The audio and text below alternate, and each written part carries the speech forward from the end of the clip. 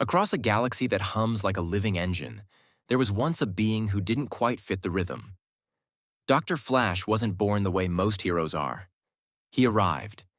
His origin traces back to a fractured star experiment conducted by an ancient extraterrestrial civilization obsessed with speed, light, and consciousness. They weren't trying to create a hero. They were trying to weaponize time itself. But the experiment misfired, collapsing into a singularity that didn't destroy, it transformed. From that collapse emerged a compact, muscular figure with ageless eyes and a body charged with cosmic velocity. Small in stature but impossibly dense with energy, he moved like lightning trapped in a bottle too stubborn to shatter. The aliens abandoned him, labeling him a failed construct. Why? Because his intelligence didn't match their expectations. He wasn't calculating or strategic. He didn't speak in equations or foresee outcomes. He acted on instinct, emotion, and impulse. To them, he was a mistake.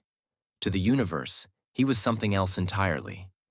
Dr. Flash drifted between worlds, learning not through study but through experience. He painted nebulae with his fingers, sculpted light into art, and crashed, often literally, into civilizations that didn't understand him. His personality didn't help. Loud, blunt, and unapologetically obnoxious, he lacked the polish of a traditional hero. But when danger struck, something extraordinary happened. He moved. Not fast like a runner, not quick like a machine. He moved like a thought that refuses to wait. Entire battles would end before most even realized they'd begun. Asteroids shattered mid-flight. Starships rerouted in blinding streaks. Entire cities saved by what looked like a flicker in the corner of the eye. He didn't plan.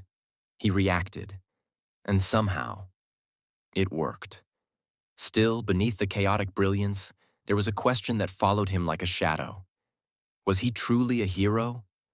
Or just a cosmic accident moving too fast to fail?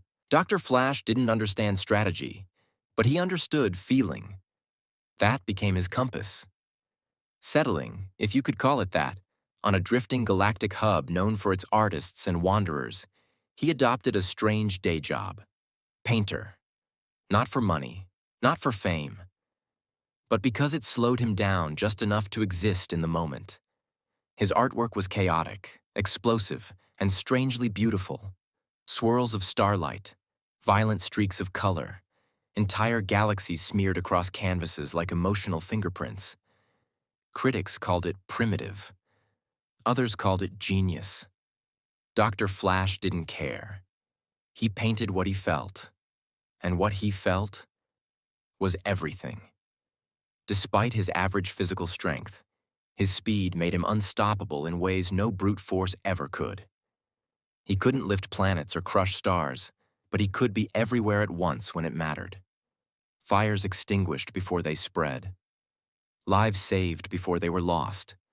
Villains stopped before their plans even formed. Still, his biggest challenge wasn't enemies. It was perception. Other heroes doubted him.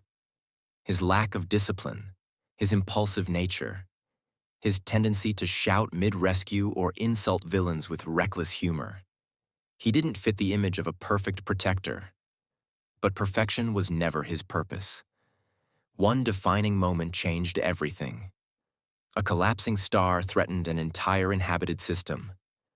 The evacuation required precision, coordination, and timing, things Dr. Flash supposedly lacked. Yet he didn't hesitate. He didn't calculate. He felt the panic, the fear, the ticking clock, and he moved. Billions were saved in what seemed like a heartbeat stretched across eternity. No speeches, no spotlight, just motion. For the first time, the galaxy saw him clearly.